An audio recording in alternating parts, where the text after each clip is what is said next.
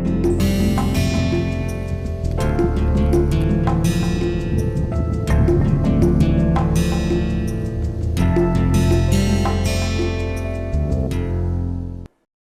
and welcome back to another lecture on development and applications of special concretes. We will continue from where we left last time in our discussion on anti-washout underwater concrete. And today we'll be talking about ordinary underwater concrete, the mixed proportions, the placement methods, tremie, pumping, bottom discharge buckets or bags. We'll be talking about anti-washout underwater concrete in terms of materials, mixed proportions, mixing, placement and protection of the concrete surface. And we'll also talk about marine concrete, general considerations involved, the materials as well as the mixed proportions. So starting our discussion, we often need to carry out a concrete construction activity over a relatively wide area in the ocean or other underwater areas. We can also use the construction methods for underwater concrete for cast in place piles or diaphragm walls that involve the construction of reinforced or steel framed reinforced concrete in water or in stabilizing fluid. Ordinary underwater concrete is used mostly for unreinforced concrete, and anti-washout underwater concrete with increasing resistance to washout is used for unreinforced or also for reinforced concrete works. So as far as the ordinary underwater concrete is concerned, the proportions of this concrete have to be determined, keeping in mind the fact that underwater concrete cannot be compacted, and so it requires an appropriate amount of fluidity to begin with. Standard slump values at the time of placement have been specified according to the construction methods. For example, the JSC tells us that if we are using tremie pipes or concrete pumps, the range of slump could be 13 to 18 centimeters. If it's bottom discharge buckets or bags, then we could have a slump range of 10 to 15 centimeters. Continuing with our discussion on mixed proportions, the concrete needs to be highly cohesive proportions so that we are able to reduce or minimize the material segregation, and appropriate admixtures and increasing percentages of fine aggregate to an appropriate level are required. So basically the idea is that the paste content and the mortar content has to be pushed up. The standard percentages of fine aggregate should be set at 40 to 45% in cases where gravel is used for coarse aggregate, and should be increased by another 3 to 5% in cases crushed stone is used. So gravel here refers to the round gravel, that is the river gravel.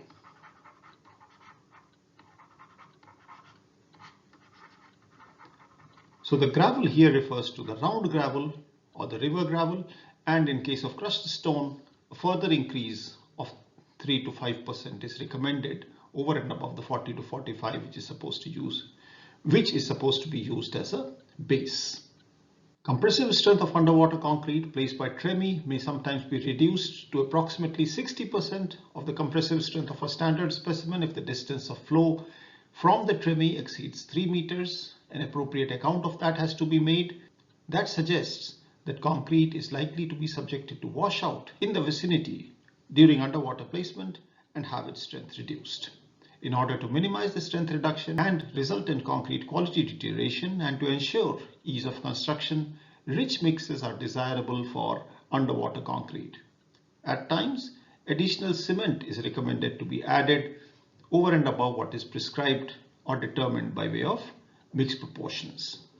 The standard maximum water cement ratio and the minimum cement content have been set to be 50% and 370 kgs per cubic meter. Now this is for JSCE, and I would encourage you to find out what are our specifications as far as Indian standards are concerned for construction of structures where we are trying to place concrete underwater. For example, in the case of bridge piers. As far as placement is concerned, when we are using ordinary underwater concrete, the concrete should be placed while building an appropriate temporary enclosure to control the flow of water and to prevent water contamination due to the washout of cement and formation of latents.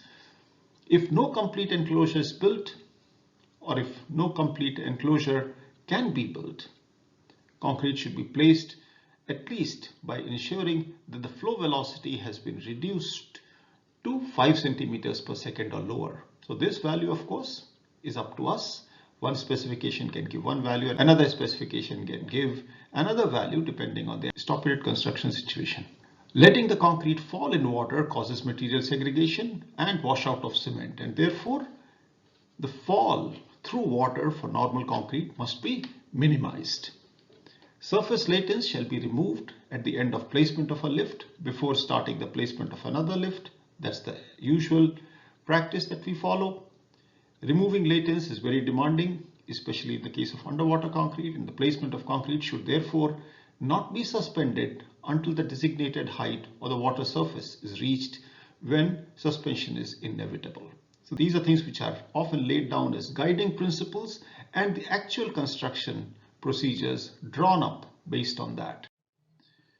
In case of continuous lift of several meters, placement in a short time can cause the form to swell due to lateral pressure acting on the form and the mortar to leak, and therefore due attention needs to be paid to the strength and assembly of the formwork.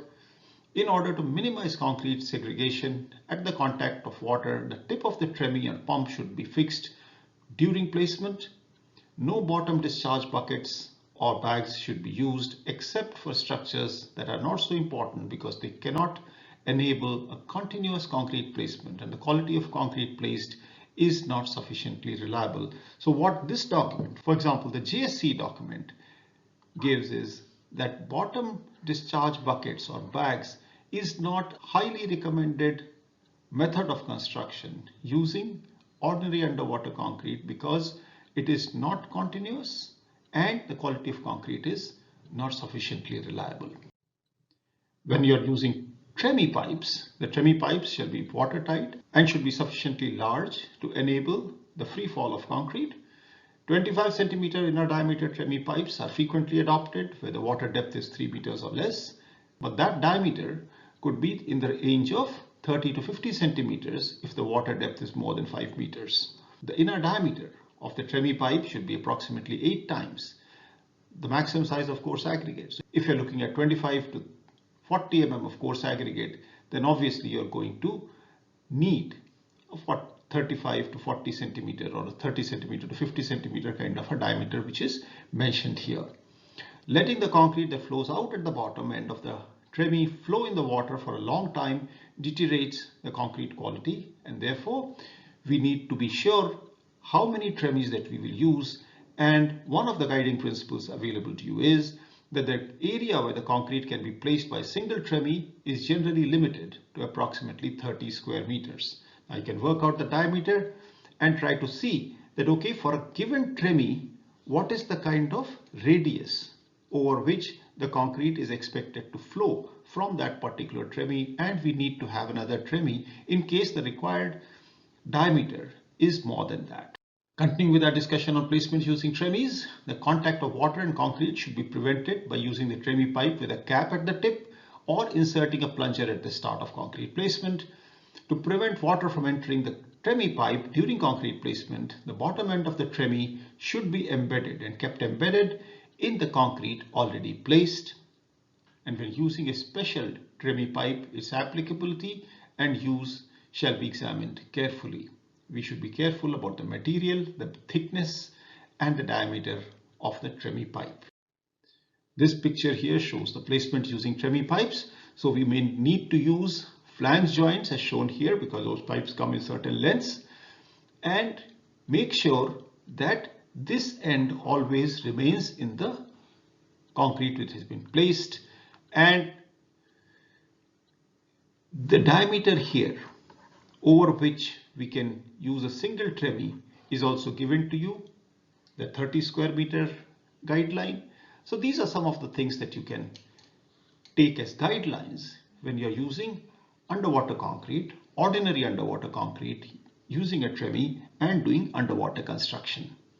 When we are trying to place concrete by pumping, underwater concrete is pumped to a lower area, negative pressures are frequently created, and the water in the vicinity penetrates the concrete and the concrete quality deteriorates unless the piping is watertight. So the pipes of 10 to 15 centimeter diameter, which is 3 to 4 times the maximum size of the coarse aggregate, are used in numerous cases.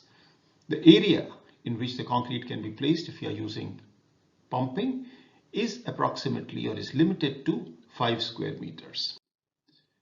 Continuing with the discussion on the same lines, The contact between water and concrete in the pipe should be prevented by inserting a sponge ball at the start of the concrete placement, and the pipe should be filled with water. The tip of the pipe should be embedded into the concrete already placed to a depth of 30 to 50 centimeters during placement to prevent the deterioration of concrete quality. The pipe should be equipped with a check valve at the tip to prevent the reverse flow of water into the pipe or the underwater drop of concrete in the pipe. When we are using bucket discharges or bags as a placement method, they are designed to open easily when discharging the concrete as the bottom reaches the concrete placement surface. They are slowly lowered into the water during concrete placement, and discharging the concrete, the bottom discharge bags or buckets are gradually raised until they are fully away from the concrete surface, and this causes the concrete to be piled and results in insufficient filling of the forms at times, and therefore the water depth should be measured and the concrete should be placed at low points on the top surface of concrete. Now coming to our discussion on the special anti-washout underwater concrete. That's what we saw in our last discussion. As far as the materials are concerned, in underwater concrete at the time of placement should be designated to have the right kind of anti-washout capacity and fluidity sufficient to enable the construction without compaction. Hardened concrete should have the designated strength, durability and crack resistance, and to provide these parameters, anti-washout admixtures with the designated capacity should be used. That's what we are talking about, the viscosity agents. In the sea, the alkali metal is supplied by the seawater in addition to the alkali contained in the concrete, and therefore both the fine and the coarse aggregates should be safe from an alkali silica reaction point of view. The amount of water content to obtain the required flowability is more than that of normal underwater concrete because of the increased viscosity effect of the admixture.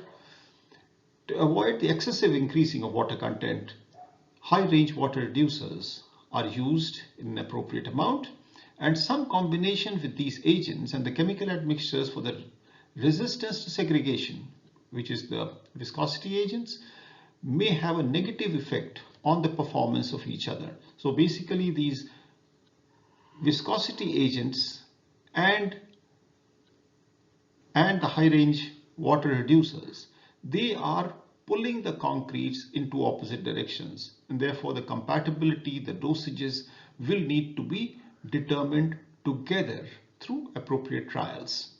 And the combination of these admixtures should therefore be thoroughly confirmed before we actually try to use them at sites. So this picture here is just a representation of what we saw last time also, that without the admixture we have this kind of a slightly murky or a muddy picture as far as reinforcement is concerned, whereas here with the admixture, that is the viscosity agents, the viscosity modifying admixtures that we are calling them, we can see that the mortar is being placed very cleanly and is settling within the water tank. So this viscosity modifying admixture to enhance the rheological properties of cement paste, and this comprises often of microbial polysaccharide gum or polysaccharide derivatives, for instance hydroxyl ethyl cellulose or hydroxyl propyl methyl cellulose.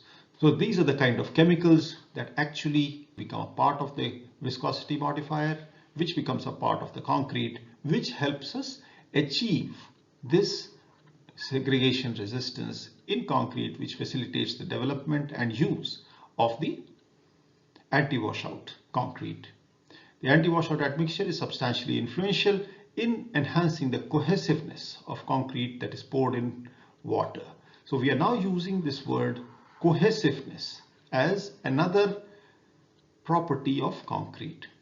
So it's not only consistency and workability, but we are now talking in terms of cohesiveness. So if the mix is more cohesive, then it is more segregation resistant.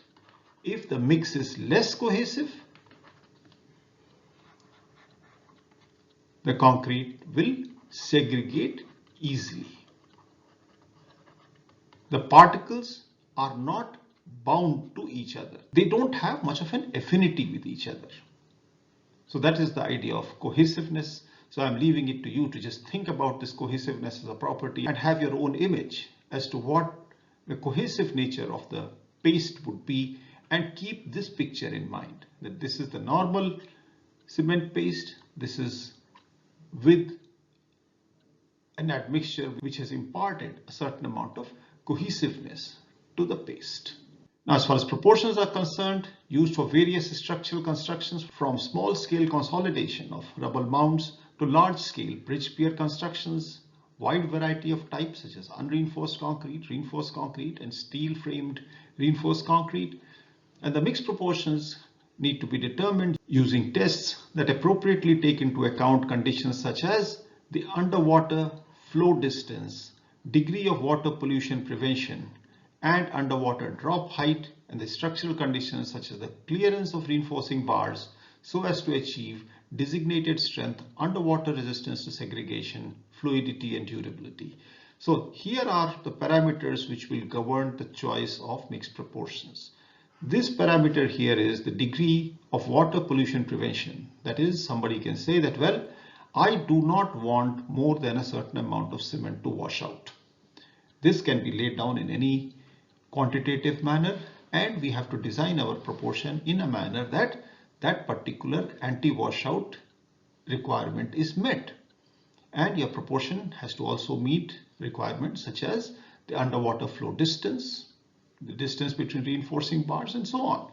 So that's the standard method, except that now we are talking of special conditions being imposed on a particular concrete given the special nature of the environment of construction. So the properties of fresh concrete are not simply limited to slump and slump flow or air, but now we are bringing in special characteristics like the amount of segregation, the amount of washout, the amount of flow distance, and so on. And all this needs to be established using tests. So you will recall that we talked about mock-ups in one of our initial lectures. This emphasizes the importance of carrying out mock-ups, because in an underwater situation, which I showed you, when we are actually using divers and so on, it's virtually not possible to make any on-course corrections, or mid-course corrections are very difficult to carry out. So long as we carry out a mock-up, resolve all the problems at site from a test, it becomes so much easier. 28-day compressive strength of a core sample of anti-washout underwater concrete placed at an underwater drop of 50 centimeters of height or lower and an underwater flow distance of 5 meters or less is equal to or higher than the compressive strength of a specimen created underwater at the same age. The target strength of anti-washout underwater concrete shall be determined considering the design strength and the variation of concrete quality. That's the standard thing we do. And the underwater segregation resistance shall be determined based on the degree of underwater segregation or the ratio between the strengths in the water or in air. So we can have different tools, different methods which can be used to quantify one parameter or the other. As far as a guideline for the proportions is concerned, the water cement ratio should be determined based on the results of checking the chloride intrusion resistance or the diffusion coefficient of chloride that can be expected or acceptable.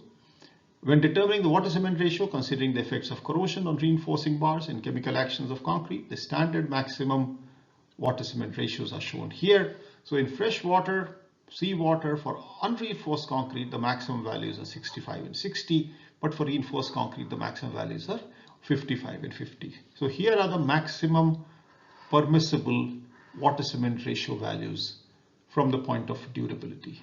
Of course, these are the maximum values, and therefore the actual values can be actually smaller. As far as slump flow is concerned, which is the consistency requirement, depending on the construction condition, the range of slump flow is different. Beginning with 35, it goes up to 60 centimeters. In case where fluidity needs to be minimized, as in the consolidation of plastering on the surface of a steep slope, 1:1.5 or 1:2, or the construction of thin slabs on a slope of 1:8, we need to have reasonably smaller values of slump flow, 35 to 40 centimeters. In case where concrete is placed in an area of simple shapes, it could be 40 to 50. Under normal conditions, in cases where the concrete is placed in standard reinforced concrete structures, it's 45 to 55. But when the shapes become complicated and we need a higher fluidity for the concrete to be able to flow around, we need a slump flow in the range of 55 to 60 centimeters. So basically we are talking of a range as low as 35 to 40 to a range of about 55 to 60 centimeters. But given the fact that we are talking of anti-washout concrete, we also need to bring in the parameters like T500, which we talked about in the last class. The air content in the anti-washout underwater concrete should not be more than 4%. And in the case of excess amount of air, not only compressive strength is reduced, but also has air foam in the concrete during concrete flow, causes water pollution and quality variation. So we need to be careful about air content in this kind of concrete. And underwater concrete cannot be compacted in most cases, obviously. And therefore, in order to increase the concrete compactability, the maximum size of coarse aggregate should not exceed 40 mm and should not exceed 1/5 of the least dimension of a member or 1/2 of the minimum spacing of the reinforcing bars. So these are some of the standard conditions that we use when trying to determine the right kind of material and the right kind of proportions for anti-washout underwater concrete. For producing homogeneous concrete, cement, aggregate and anti-washout admixtures shall be dry mixed in a plant, and then water and designated admixtures should be mixed. The dry mixing time could be 20 to 30 seconds and followed by the wet mixing time, as we saw in the last class as well. At the RMC plant, the slump flow compressive strength of a specimen created underwater, the ratio between the strengths in air and in water, and the type and quantity of the anti-washout admixture should be determined, and forced action batch mixers should generally be used. So as far as we are concerned, as far as this whole idea of mixing is concerned, we have to make sure that the mixing process as well is properly documented and is part of our regular SOP as far as quality control is concerned. As far as our ability to produce quality concrete is concerned and carry out a quality job in anti-washout underwater construction, we need to be careful about all the processes, the mixing included, in terms of the mixing method, the mixing time, and trying to take the right kind of samples. Anti-washout underwater concrete places heavier burden on mixers than ordinary concrete, and the batch should therefore be 80% of the normal capacity of the mixer or less, so as to obtain the concrete of a designated quality. So we should not try to overload mixers, because that will compromise the ability of the mixer to actually produce homogeneously mixed, properly mixed concrete. Mixing time should be determined only after conducting mixing tests to verify whether the concrete is of a designated quality or not. So the bottom line basically is that we should not be shy of carrying out tests, whether it is for determining the mixing process, the mixer used, the mixing time, the placing method, and so on. Everything boils down to the right kind of tests, again emphasizing the idea of mock-ups to be used if it is required. The mixing time for forced action mixers could be about 90 to 180 seconds, depending on what kind of concrete is being produced, what kind of aggregate being used, and so on. As far as placement is concerned, placing anti-washout concrete in water flowing at speeds which is low, or dropping the concrete in water is likely to make reliable concrete. So basically we have to ensure that the concrete is placed in still water. That would be the best solution as far as we are concerned, if possible. Otherwise, we have to make sure that the speed or the velocity at which the water is flowing while we are placing the concrete is brought under control by some means or the other. Concrete should be placed in static water with velocities less than 5 centimeters per second at an underwater height of fall of 50 centimeters or less. That is the standard practice. And concrete should be placed either using tremies or concrete pumps. And obviously it needs to be ensured that the quality of the anti-washout underwater concrete does not deteriorate or is not lower than what it is supposed to be. As far as the pump pressure is concerned, we need to have pump pressures twice or thrice that for ordinary concrete, and the rate of pumping is only about half to 1/3 for that of ordinary concrete.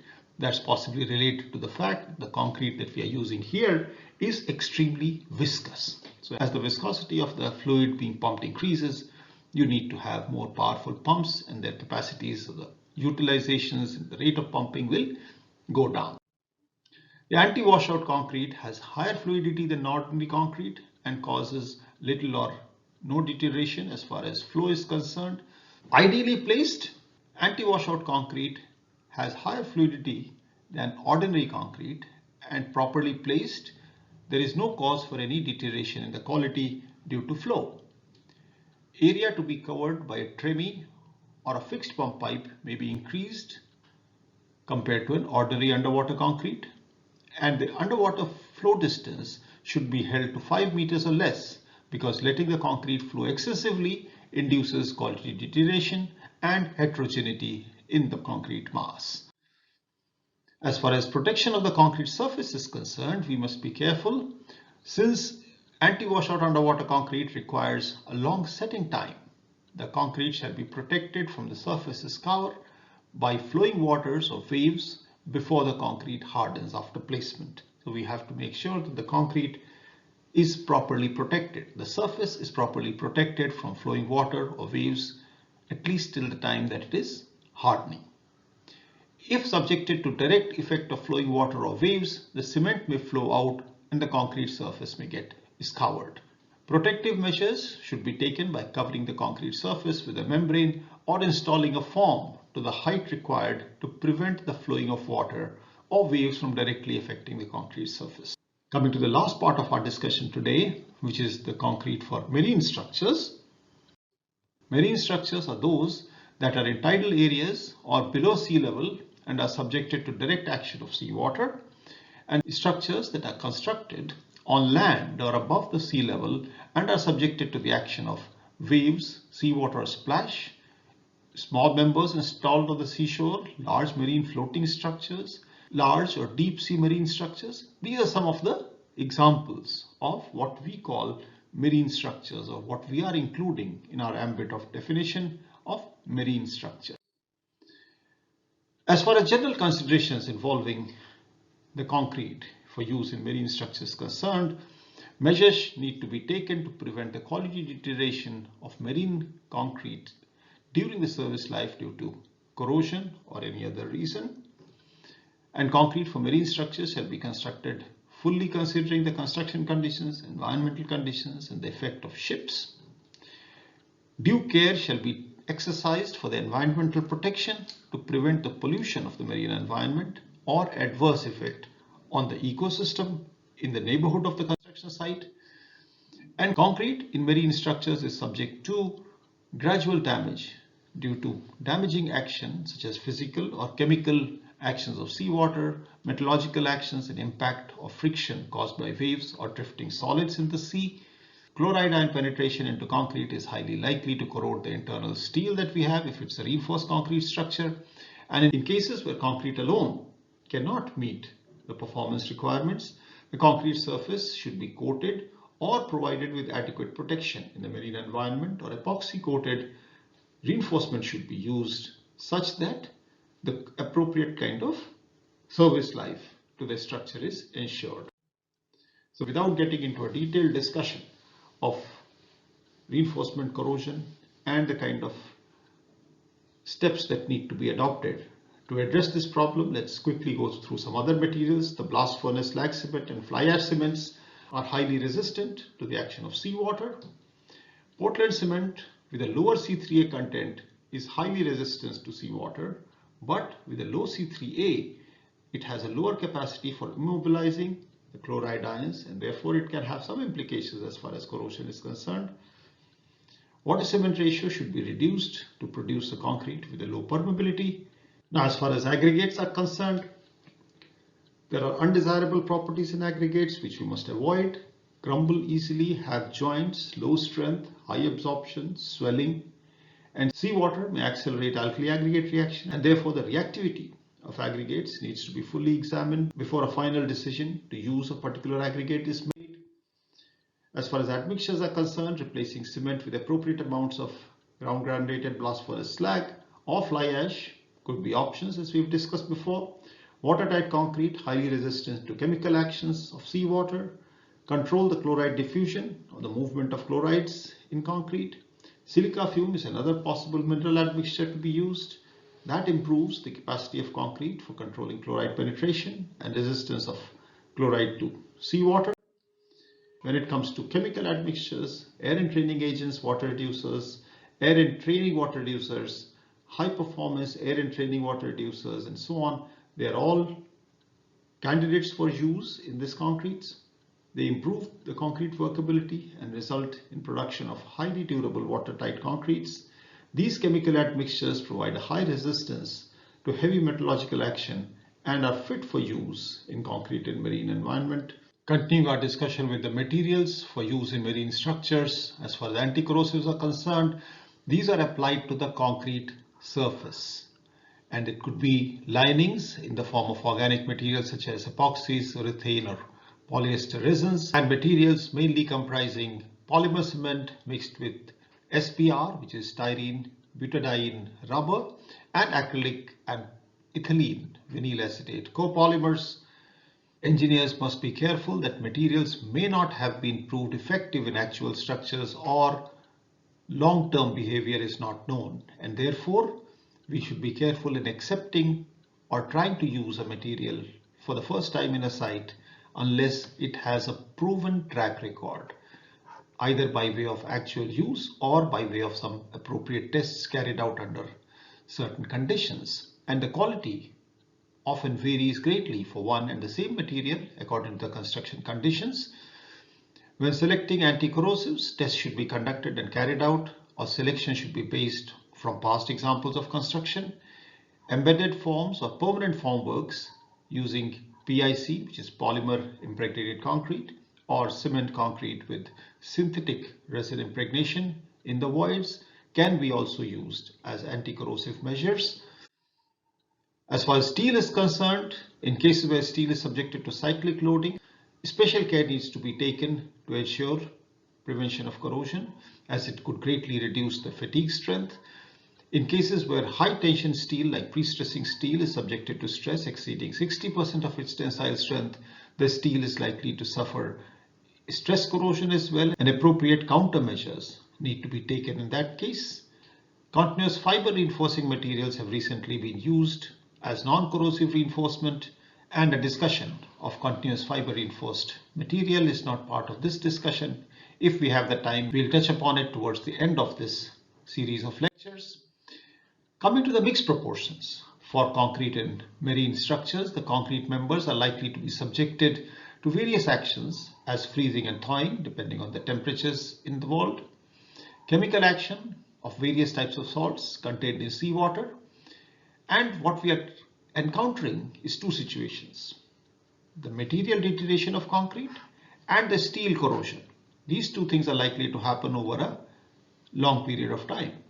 In order to provide adequate resistance, the water cement ratio, the unit cement content, and air content should all be specified in an appropriate manner and determined to meet the designated performance requirements. So that again places such a lot of responsibility on the designer. Has to specify the parameters and the expected level of performance for each of those parameters.